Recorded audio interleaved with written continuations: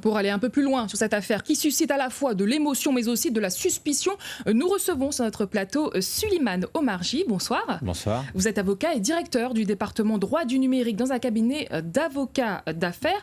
Selon vous, qu'est-ce qui explique aujourd'hui que cette vidéo est devenue virale et qu'elle ait autant d'impact dans le monde entier ? Alors d'abord, il y a un contenu qui est quand même choquant, des images où on voit un jeune qui a envie de se suicider à raison de sa situation. Il y a une violence fulgurante qui va toucher le cœur de chacun et on va surfer sur l'émotion de toutes les personnes. Avec la caisse de résonance de l'Internet, puisqu'avec les fonctionnalités de partage, vous pouvez accéder à une certaine viralité. Et c'est ainsi que ce témoignage a ému des gens et on a eu un partage massif de ce contenu, avec des réactions aussi pour essayer de venir en aide à ce jeune. Justement, effectivement, il y a aussi une collecte financière justement pour l'enfant. Des voix commencent à s'élever par contre contre cette vidéo, notamment sur la crédibilité des faits. Est-ce que ce témoignage, selon vous, est-il trollé ? Comment être sûr qu'il est vrai et pas orchestré ?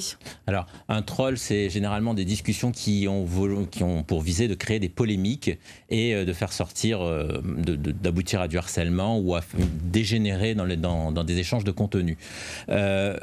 C'est le rôle justement des journalistes de vérifier les différents témoignages et souvent cette vérification dans un contexte où on a une surabondance d'informations, on aboutit à de la fake news très souvent. Le journaliste, c'est celui qui vérifie les sources et bien souvent cette vérification elle apparaît a posteriori des faits.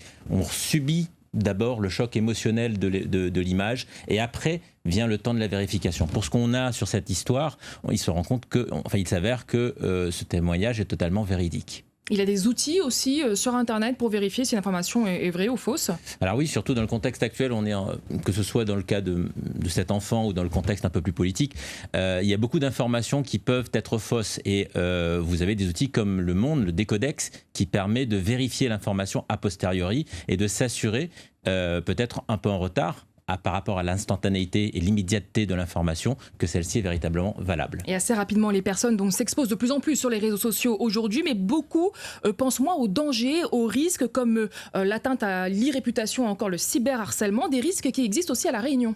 Tout à fait, parce que comme vous parliez de trolling, le trolling c'est créer des polémiques qui peuvent devenir harcelantes et causer des atteintes pour le quotidien des gens, avec des répercussions sur leur vie professionnelle, leur vie personnelle. Et à La Réunion, on a des gens qui sont victimes d'influenceurs ou d'influenceuses, qui ont une audience avec des followers, c'est-à-dire des gens qui suivent, des abonnés, et la caisse de résonance de leurs propos peut nuire à des personnes pour lesquelles une accusation est proférée sans qu'il y ait eu une véritable enquête. Là encore, tout le monde est présumé innocent et c'est le rôle des tribunaux et de l'enquête policière de déterminer la culpabilité de chacun. Merci Suleiman Omarji pour votre éclairage. Je rappelle que vous êtes avocat et directeur du département droit du numérique dans un cabinet d'avocats d'affaires. Merci.